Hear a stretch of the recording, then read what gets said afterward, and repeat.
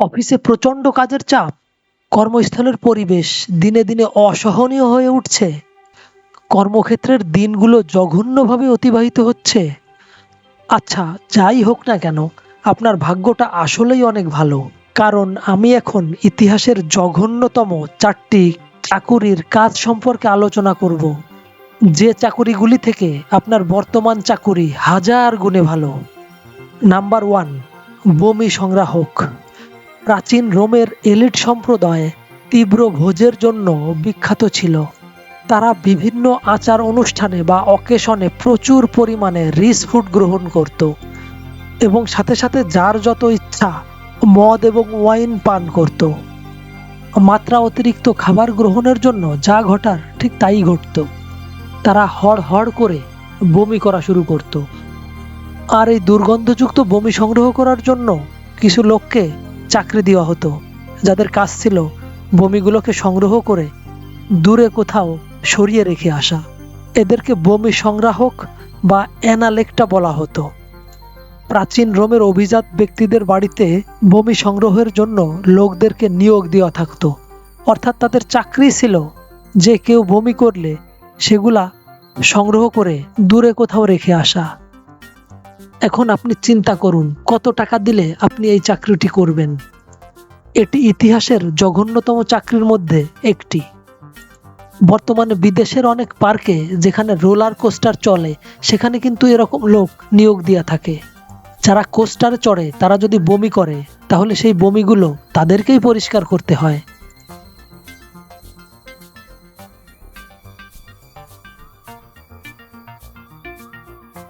জঘন্য চাকরি নাম্বার 2। বন্ধুরা, এ পর্যায়ে আমি আরও একটি জঘন্য চাকরি সম্পর্কে আপনাদের সাথে আলোচনা করব, যেটি আমি প্রাচীন ইতিহাস ঘেঁটে পেয়েছি। এই চাকুরিটি হলো প্রাচীন যোগ সংগ্রাহক। প্রাচীনকালে যখন চিকিৎসা ব্যবস্থা তেমন একটি উন্নত ছিল না, সেই সময়ে ডাক্তার কবিরাজরা যোগ ব্যবহার করে বিভিন্ন ধরনের চিকিৎসা পরিচালনা করতেন। আর সমাজে অনেক নারী, পুরুষ এবং শিশুরা ছিল যারা জলাশয় থেকে যোগ সংগ্রহ করে ওই ডাক্তার এবং কবিরাজের কাছে বিক্রয় করে তাদের জীবন পরিচালনা করত।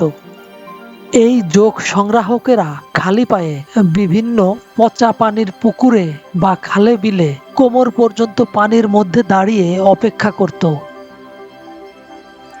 যখন তাদের দু পায়ে রক্তচোষা প্রচুর পরিমাণে যোগ লেগে থাকতো, তারপরে তারা সেই যোগ নিয়ে পানির উপরে উঠে এসে যোগগুলো পা থেকে ছাড়িয়ে নিয়ে একটি পাত্রে রাখতো এবং তারপরে তারা ওই প্রাচীন ডাক্তার, কবিরাজ বা হেকিমের কাছে যে বেশ ভালো দামে এই রক্তচোষা প্রাণীগুলোকে বিক্রি করতে পারত।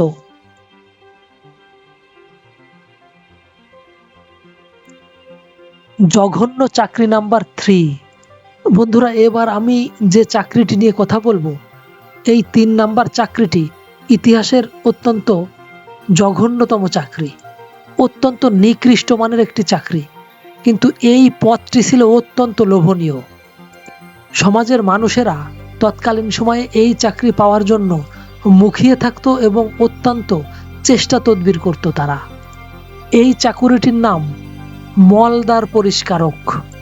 বন্ধুরা, আপনারা শুনে অবাক হবেন যে তৎকালীন সময়ে মলদ্বার পরিষ্কারক ব্যক্তিটি ছিল অত্যন্ত ক্ষমতাশালী।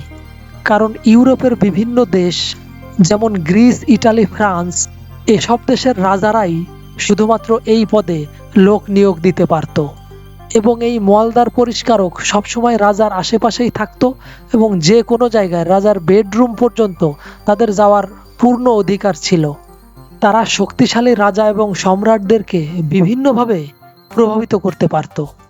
রাজা বা সম্রাটেরা অনেক সময়ে এই এমপ্লয়ীদের সাথে বিভিন্ন ব্যাপারে আলোচনা করে তারপরে রাষ্ট্রীয় বিভিন্ন গুরুত্বপূর্ণ সিদ্ধান্ত নিত। সম্রাটের নিরিবিলি একাকী সময়ে তারাই সম্রাটের পাশে থাকত। জঘন্য চাকরি নাম্বার 4।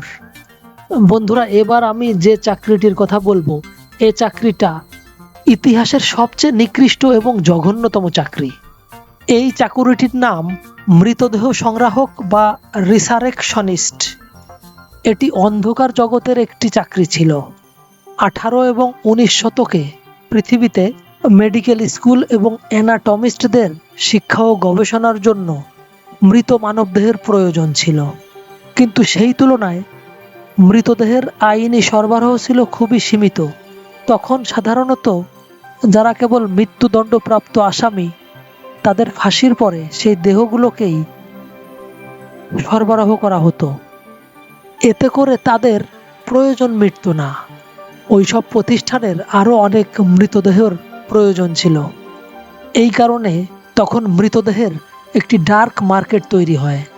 এই মার্কেটে বিভিন্ন ব্যক্তি কবরস্থানগুলো থেকে মৃতদেহগুলো তুলে বিক্রি করা শুরু করে। তারা সেগুলোকে অনেক চড়া দামে বিক্রি করতে পারত। ফলে কবরস্থানগুলো থেকে প্রচুর পরিমাণে মৃতদেহ চুরি হতে থাকলো। কিছু লাশ চোর তখন অনেক কুখ্যাত হয়ে ওঠে।